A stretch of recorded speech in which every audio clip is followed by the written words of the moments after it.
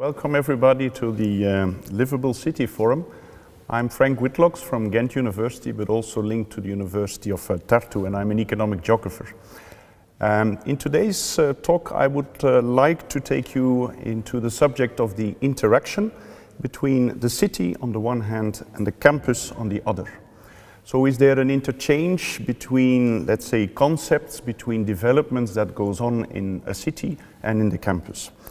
The key issue is that we are looking for policies related to sustainable urban development. So developing techniques, modeling approaches that can help make the city livable. But perhaps also the same applies to a campus, because the distinction between a city and a campus is not always that clear anymore. It has been more a vague relation. Where does the campus end or start if the campus is located, for instance, in the city? So the basic point is that I would talk about sustainable travel and sustainable travel behavior. So this means that you look at how people behave in their traveling behavior. They look at active travel and also perhaps travel with a clean travel mode. Now the key issue for most cities, and also which applies to campuses, is that you would like to reduce or even avoid that people travel by car, but that they would go for active mode, walking or cycling.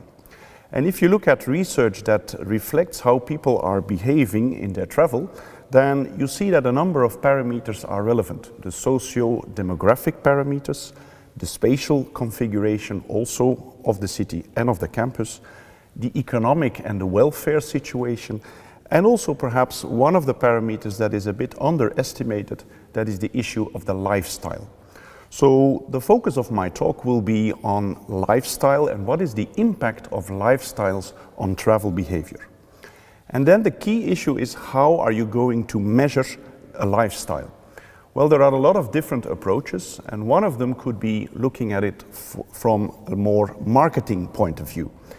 People are being profiled when or why they are buying certain products. But if we look at this, the key drawback of this approach is that often there is no theoretical basis.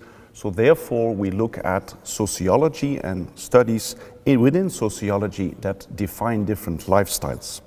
So we have a theoretical ground that can help us to define what we think or how we conceptualize a lifestyle of a person. Now in research that we have done, what we have seen is that there is a clear impact of lifestyle, but this lifestyle impact is not a direct impact.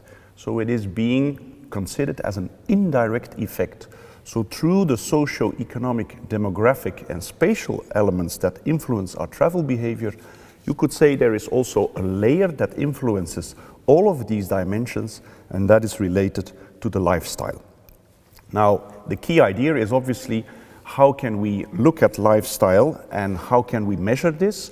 So these different concepts, they need to be evaluated and studied. And the key message that I want to give is that lifestyle, as part of explaining travel behavior, is something that is underestimated in travel, and that should also get our attention as researchers and as city developers. Thank you.